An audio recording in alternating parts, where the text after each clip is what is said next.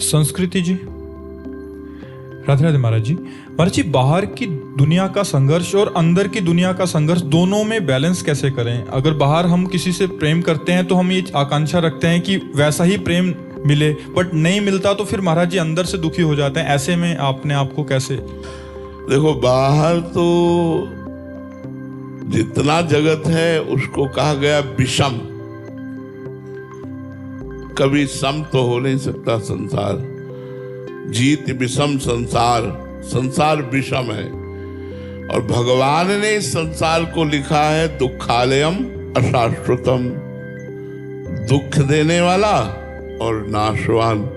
फिर आप इसमें सुख कैसे पा सकते हैं? फिर आप इसमें प्रेम कैसे पा सकते हैं?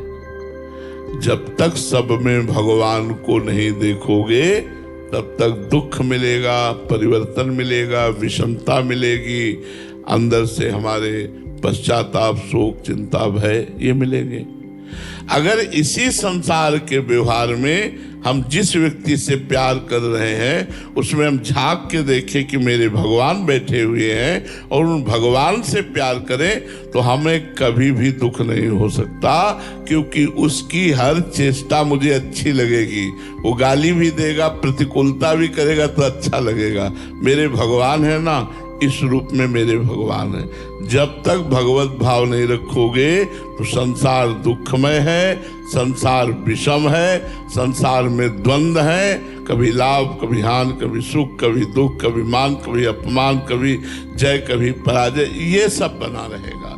इसलिए सर्वतो भावेन भगवान की शरण में होकर भगवान का नाम जप करते हुए सब में भगवत भावना की जाए तो अंदर और बाहर दोनों जगह का बैलेंस बन जाएगा।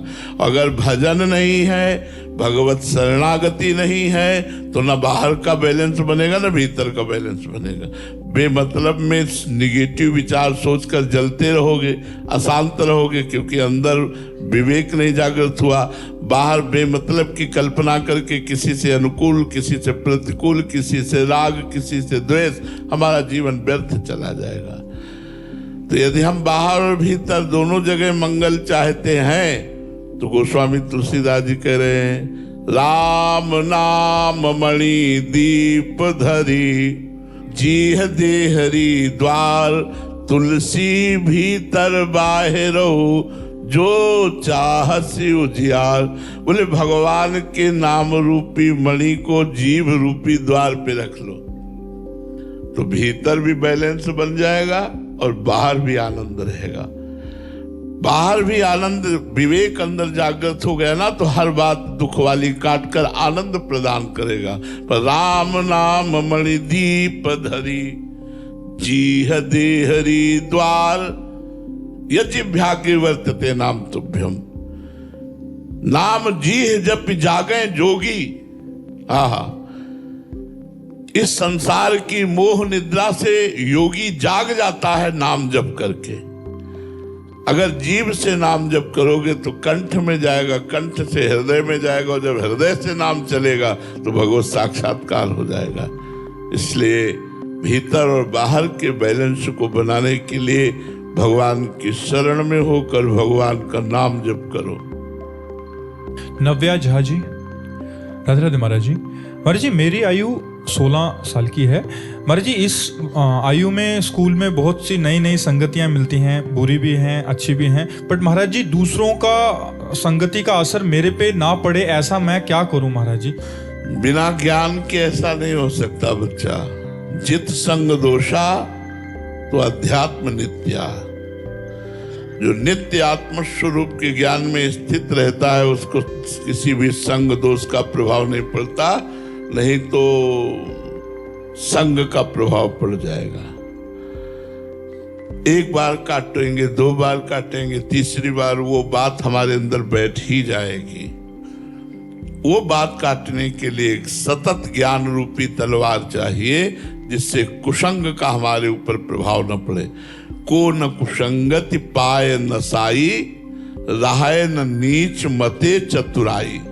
चाहे जितना बड़ा चतुर हो, यदि उसे कुसंग मिला तो धीरे धीरे पतित तो हो ही जाएगा, यदि उसे ज्ञान नहीं है तो। और ज्ञान है तो जो रहीम उत्तम प्रकृति का कर सकत कुसंग, चंदन विष व्यापत नहीं लपटे रहत भुजंग। अगर हमारा उत्तम स्वभाव भागवतिक हो गया है तो बुरे लोगों पर भी हमारा अच्छा प्रभाव पड़ेगा, उनका बुरा प्रभाव हमारे ऊपर नहीं पड़ेगा। और जब तक भागवतिक सामर्थ्य नहीं है तो बुरा प्रभाव बहुत जल्दी पड़ जाता है। इसलिए बच्चा नाम जप करो, राधा राधा राधा राधा राधा, और सत्संग सुनो। दो बातें करो तो तुम्हें अध्यात्म ज्ञान हो जाएगा, जिससे जित संग दोषा, किसी भी दोष का प्रभाव आपके ऊपर नहीं पड़ेगा। सोनिया जी कुरुक्षेत्र से, राधे राधे महाराज जी। महाराज जी 2 साल पहले मैं गहन डिप्रेशन में चली गई थी, फिर एक दिन मैंने आपको यूट्यूब के माध्यम से देखा और आपकी बातें फॉलो करना शुरू की, और धीरे धीरे मैं महाराज जी अभी ठीक हो गई हूँ। मेरे डॉक्टर और दवाई दोनों का काम आपने किया, मेरे लिए आप भगवान बन के आए महाराज जी, मेरे को एक नया जीवन दिया, इसलिए आपका धन्यवाद करना चाहते थे। धन्यवाद तो आपका है जो आपने हमारी बात को सुन करके उस पर चलने का प्रयास किया और आप लाभ को प्राप्त हुए, तो हमारा जीवन धन्य हो गया। यदि हमारी बातें सुनकर आप लोगों को लाभ न मिले, आपको आनंद न मिले, आपकी गंदी बातें न छूटे, तो हमारा बोलना बकवास ही तो रहा, व्यर्थ ही तो रहा। तो आपने हमारी बात को सुनकर, हमारी बात को मानकर अपने को भी धन्य किया और हमको भी धन्य किया। संत समागम का फल यही है कि आपकी मानसिकता सुधर जाए, आपकी गंदे आचरण छूट जाए, आप चिंता भय शोक से मुक्त होकर आनंद को प्राप्त हो, यही संत समागम का फल है। ज्ञानेश्वर जी महाराष्ट्र से, राधे राधे महाराज जी। महाराज जी भजन कहाँ कहाँ साधक का खर्च होता है और साधक भजन बचाने के लिए क्या सावधानी रखे?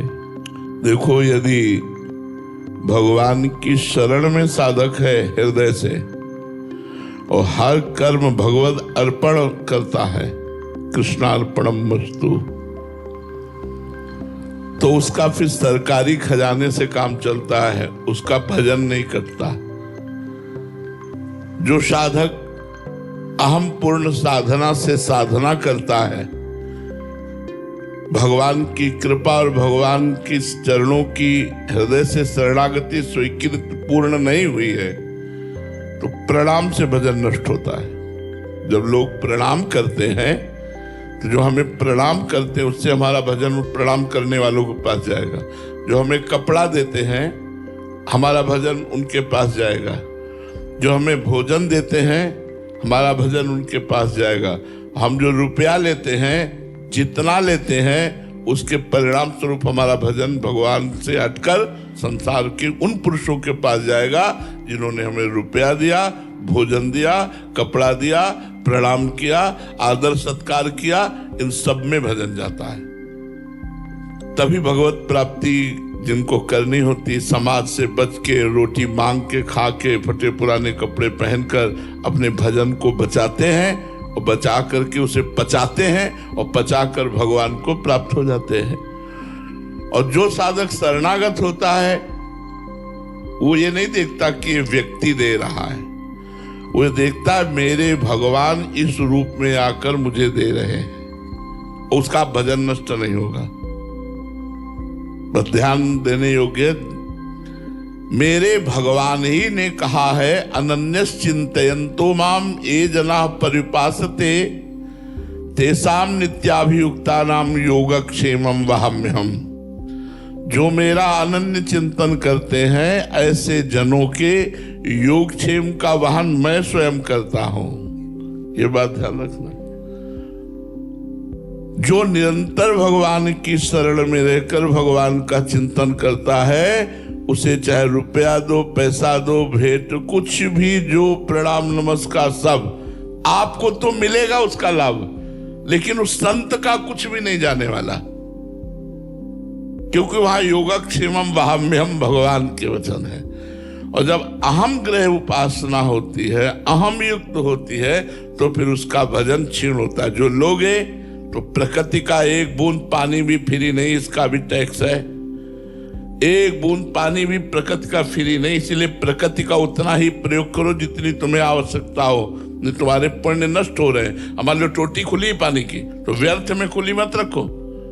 वो किसी के काम आएगी।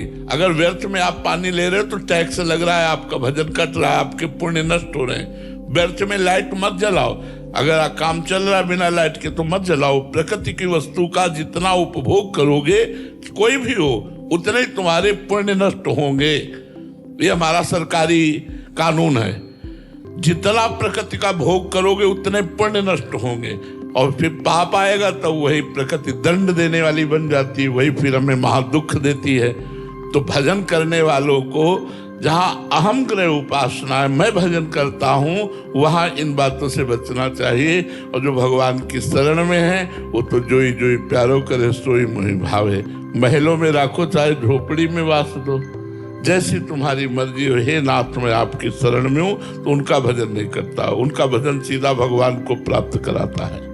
श्री राधा वल्लभ लाल की